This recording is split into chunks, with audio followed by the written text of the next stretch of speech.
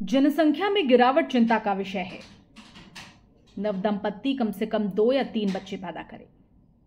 RSS प्रमुख का यह बयान, जिस पर सियासी घमासान मच गया। भागवत ज्ञान पे विपक्ष मानो भड़क गया और बच्चे पैदा करो स्कीम को लेकर चर्चा की जाने लगी। नमस्कार, आप देख रहे हैं न्यूज मंडी और मैं हूं आपके साथ नंदिनी भारद्वाज। तो आधुनिक जनसंख्या विज्ञान का हवाला देते हुए जब आरएसएस प्रमुख ने यह बात कही कि जनसंख्या में गिरावट चिंता का विषय है, इस पर समझिए सियासी बाढ़ आ गई, सियासी बयानों की बाढ़ समझिए। तो आज इस मुद्दे पर भागवत ज्ञान क्या इतना गलत था? भागवत का जनसंख्या वाला ज्ञान, क्या विपक्ष को इस पर आपत्ति होनी चाहिए और क्या इस पर सर्व समाज को आपत्ति है? करेंगे चर्चा। चलिए वीडियो की शुरुआत करते हैं। मोहन भागवत जी को देश के पॉपुलेशन के बारे में बहुत चिंता हो रही है। आज हमारी देश की पॉपुलेशन लगभग 150 करोड़ हो गई। और कितनी पॉपुलेशन बढ़ाना चाहते हैं सरसंघ चालक, और कितनी पॉपुलेशन बढ़ाना चाहते हैं? तो हम मोहन भागवत जी से पूछना चाह रहे हैं कि बच्चे पैदा करने के लिए वो क्या लोगों को देंगे, क्या कुछ देंगे? तो आधुनिक जनसंख्या वाला ज्ञान, जिस पर विपक्ष आग बबूला हो गया, बिन मांगे सलाह करार दे रहा है इस बयान को। साथ ही सवाल खड़े कर रहा है कि आखिर ये ज्ञान किसने मांगा था जो दे दिया गया कि इतने बच्चे पैदा होना चाहिए और इतने बच्चे पैदा नहीं होने चाहिए। आखिर मोहन भागवत क्यों ये बयान दे रहे हैं कि इतने बच्चे पैदा होने चाहिए? जनसंख्या को बढ़ाकर क्या करेंगे? रोजगार तो लोगों को मिल नहीं रहा है। तो भागवत के बयान का बीजेपी समर्थन कर रही है, लेकिन विपक्ष परेशान नजर आ रहा है। कांग्रेस हो, एआईएमआईएम हो या अन्य विपक्षी दल, सभी भागवत के इस बयान की निंदा कर रहे हैं और भर्त्सना कर रहे हैं। जनसंख्या में गिरावट की चिंता का जिक्र, उस पर 3 या उससे ज्यादा बच्चे करने की सलाह, इस पर मानो जंग सी छिड़ गई, सियासी जंग। सियासी पारा गर्मा गया। क्यों? उससे पहले आपको हम पूरा मुद्दा बताए देते हैं। दरअसल संघ प्रमुख ने नागपुर में कथाले कुल सम्मेलन को संबोधित करते हुए कहा था कि जनसंख्या में गिरावट चिंता का विषय है। संघ प्रमुख आधुनिक जनसंख्या विज्ञान कहता है, ये कहते नजर आए, हवाला देते नजर आए कि आधुनिक जनसंख्या विज्ञान कहता है कि जब किसी समाज का प्रजनन दर 2.1 से नीचे चला जाता है तो समाज धरती से नष्ट हो जाता है और इस तरह से कई भाषाएं और समाज लुप्त भी हो गए हैं, ऐसा उन्होंने हवाला दिया।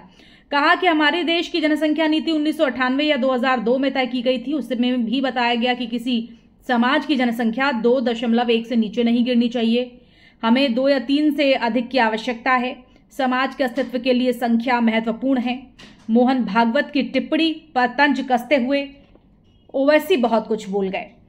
संघ प्रमुख ने तो यह हवाला दिया जनसंख्या नीति 1998 और 2002 का, जिसमें उन्होंने ये साफ किया कि किसी समाज की अगर जनसंख्या 2.1 से नीचे गिर जाती है तो वो समाज धरती से नष्ट हो जाता है। इस तरह से कई भाषाएं और समाज लुप्त हो गए हैं।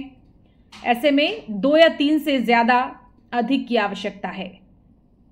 और केवल ओवैसी का ही जिक्र नहीं है, हम आपको इस पर विपक्ष की प्रतिक्रिया सुनवाते हैं। पहले आप ये बयान सुनिए ओवैसी के भी और साथ ही कांग्रेस के एक खास नेता के भी।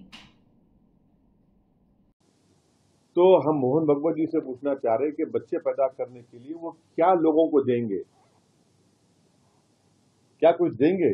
अकाउंट में डालेंगे 1500 रुपए, जो बच्चे ज्यादा पैदा करेगा उसको 1500 बढ़ के मिलेंगे।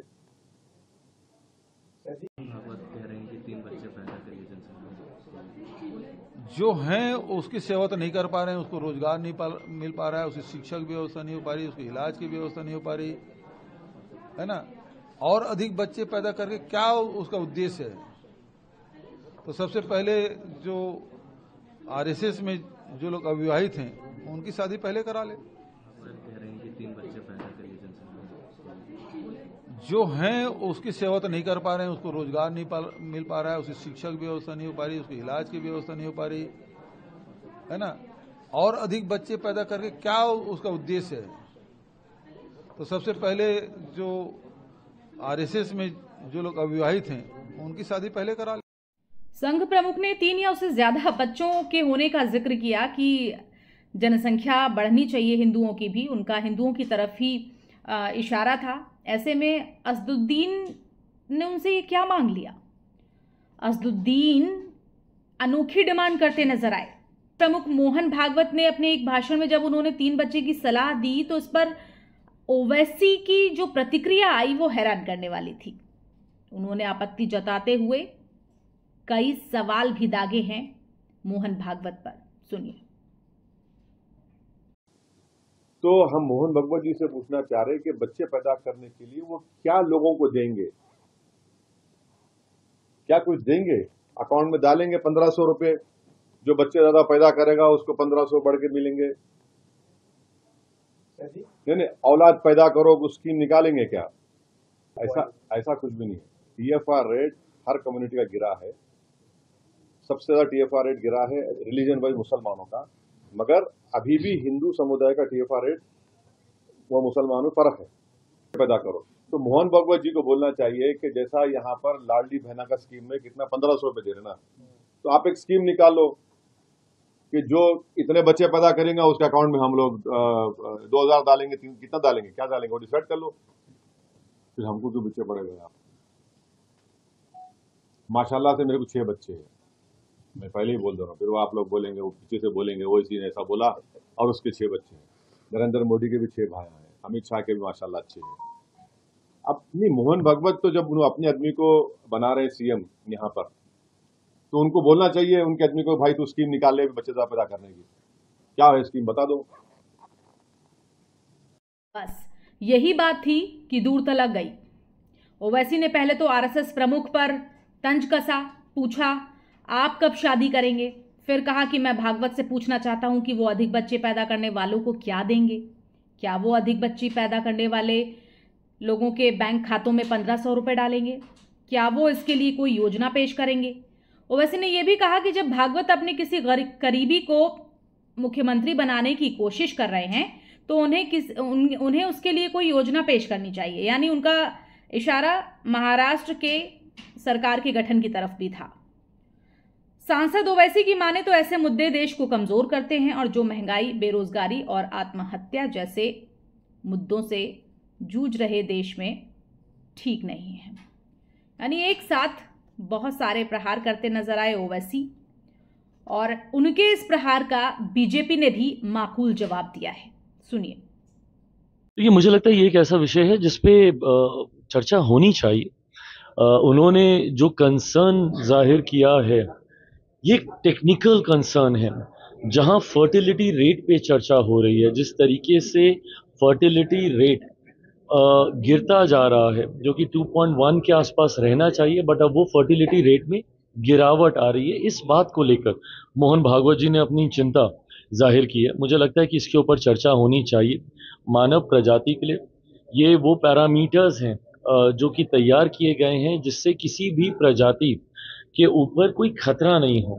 बट अगर ऐसे में अगर ये फर्टिलिटी रेट कम होता है, और मुझे लगता है गिरकर शायद 1.91 के आसपास ही आया, इसको लेकर उन्होंने चिंता जाहिर की है। जब ये एक्सेस में था फर्टिलिटी रेट, उस वक्त भी इसके ऊपर चर्चा हुई थी, और किस तरीके से पॉपुलेशन को कंट्रोल में किया जाए उस पर भी सब लोगों ने बातों को रखा। बट मुझे लगता है आज अगर फर्टिलिटी रेट को लेकर पुनः ये चिंता जाहिर की गई है तो इस पर एक विस्तृत चर्चा होनी चाहिए, और समाज हित में बिना किसी जात पात धर्म मजहब में इन विषयों को उलझाए हुए जो समाज के हित में जो हो उस पर हम लोग को फैसला लेना चाहिए।